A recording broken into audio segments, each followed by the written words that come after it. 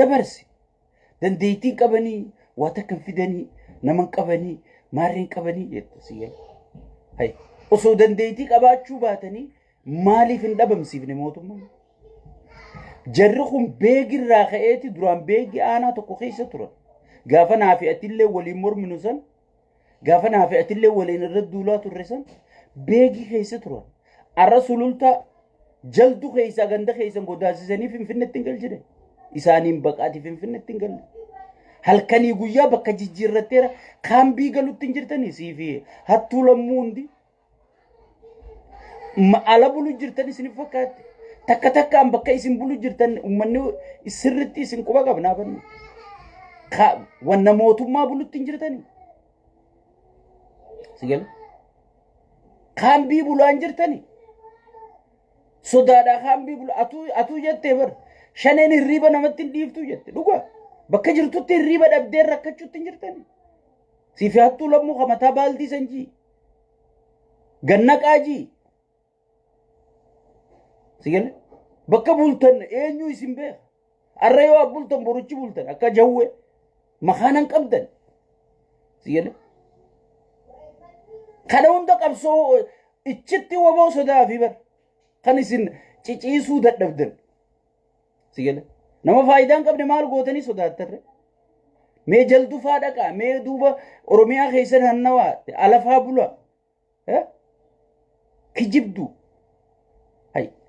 huggi miidiyaa sanirraa baatan gamaa gamana laallachaa bakka seentan dhabdanii sigal yoo namni kun isin dawwale maali silkiin dawwalamte tun jecha rakkachaa haloo silki teessan nama kaase haloo eega abaluu bartan booda silkii urraa fuutanii sigal nama hangan takka lubbuu bakkaan dhabee bakka seenu dhabee firratti albahaa jiruutu gabbee miidiyaa irratti albahaa jechuudha dhokatee miidiyaa irratti albahaa jechuudha waboon gootummaa siitiin kan cabsitee ilaa shawaa dhufte ilaa finfinnee keessa dhufte sigal ummata faca'ee jiru ummata ifiifuu gosummaa wal qoodee jiru ummata ifiifuu konfiis ta'ee jiru kana keessa sigalee daabloos kana yooniif imma ol deemnee tuyne sigalee warri soddaa isaatu dhukkerraa kaasu jira nuti gartee qophooyinee eeggachuu qabnaatu waboo teessisu jira malee waboon barra lola guyyaa shaniitiin finfinnee akka seentu an sirritti hin beekaa makalaakiyaan barra makalaakiyaan ati faarsitu maa dhuftanii xumura daabloos kana nurraan goonee sheeyxaanticha kana maa nurraan goonee jechaanii jira sigal guutuun addunyaa achi ilaalaa jirti sigal waraana dur lafan jirre jaaree gartee arra ilaa finfinnee kafide marroo dirribaatii jechuudha sosaniifu ati waan siyaasaan tunis irra guddaa siin galiniif siyaasaan akkuma gartee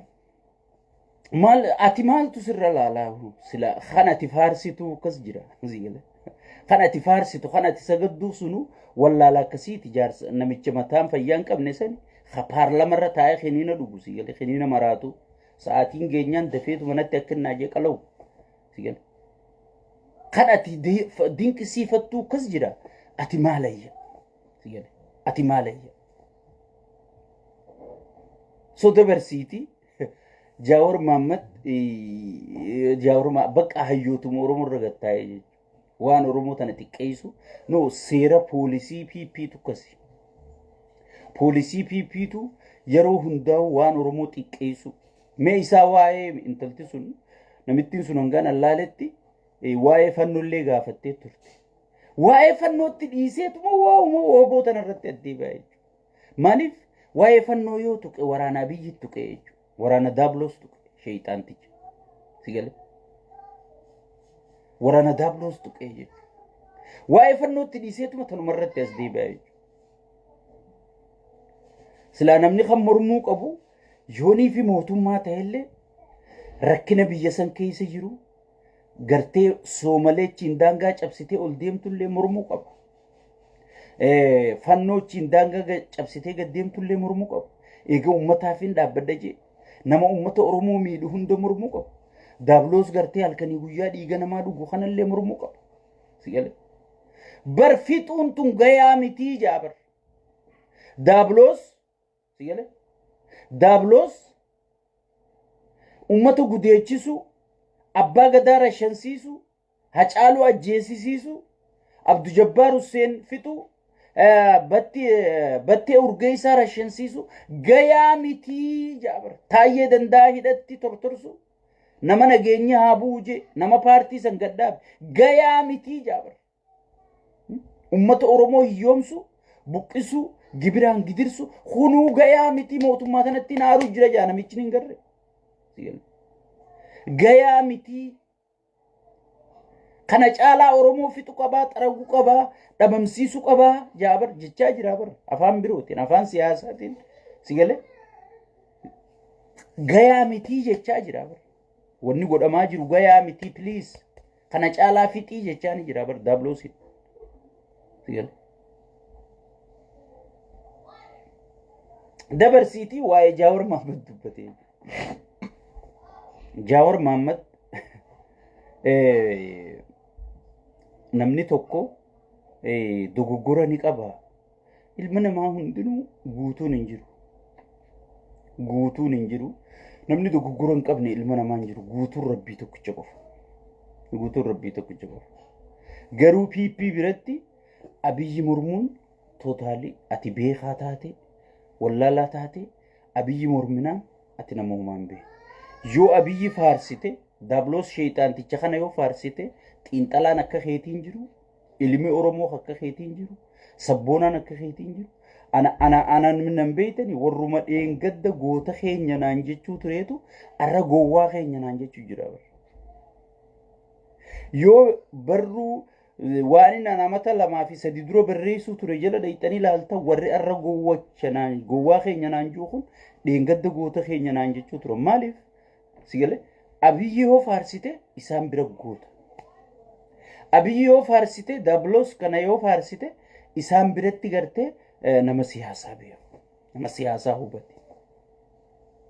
amma irra guddaa taayyee danda'aatiin maal jedha nama siyaasaan beekne minaamin jedhanii maaliif taayyee waan irratti itti jirru kana amata sadi dura dubbate nutillee anillee akkasumatti hin dubbachaa ture maaliif umaan beeytureeti maaliif waan Abiyyiin jaalanne dubbanne osoo waan Abiyyi jaalannu dubbanne akka isaan itti nu sagadaa turan kophee nu dachaasaa turan isin caalaa namni beeku hin jiru jechuudha PP biratti kasi poolisiin isii amma Jaawar PP biratti umaan beeku nama hayyuun siyaasaa eenyu yoo jedhan Fayyisaa Leellisaa siin jedhan faarsee bulaan guutuun wallahi gaafat hayyuun eenyu yoo siin jedhan Fayyisaa Leellisaa siin jedhan Jaawari Moosaa Fayyisaa Leellisaa turre hayyuu hay Fayyisaa fi Jaawar waliin fiddaa siin jedhan nama akka Fayyisaa jiraa siin jedhan maali poolisii PP tukkasi poolisii PP tukkasi sigale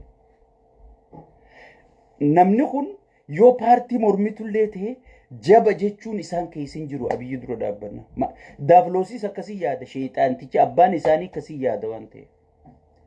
jiraachuu hin danda'e yoo akkas jechuu baatan jiraachuu hin danda'e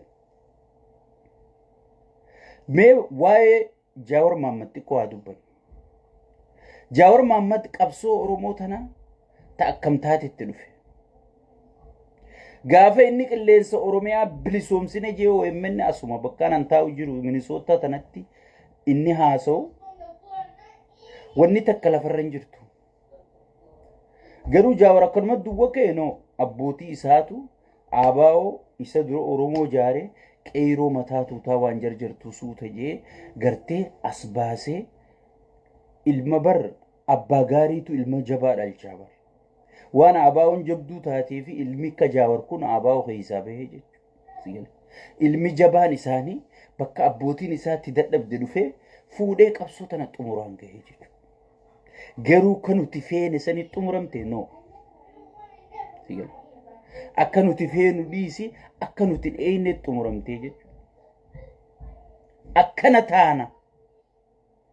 Oromoon tun ganaa if duuba deebitee kana ni taatii jennee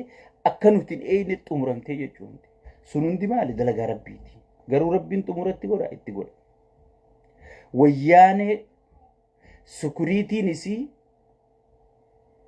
andalgaachoo siggeefaa Yamanii qabdee biyya biroorraa filaayitii sa'aa inni bararu beeytee addunyaa tanarra guutuu sukuriitiin isii Ameerikaa namichi intarvii VOA irra godhee hay Waashingatan DC tana jirtaa jeeni bar. Arshii yoo jiraatte qabnee si finnaa jeeni bar. Arshii. Sigala. Ebba welcome. Arshii yoo jiraatte qabne wayyaanee akkasitti sukuriitii isitti abdatte sani miidiyaa tokkoon kompiitara tokkoon taa'ee dhiirti facaaftee diidee harreen akka Fayyisaa Leellisaa kun sharmuutaaf akka miliyoona 3 barreessu haala mijjeessee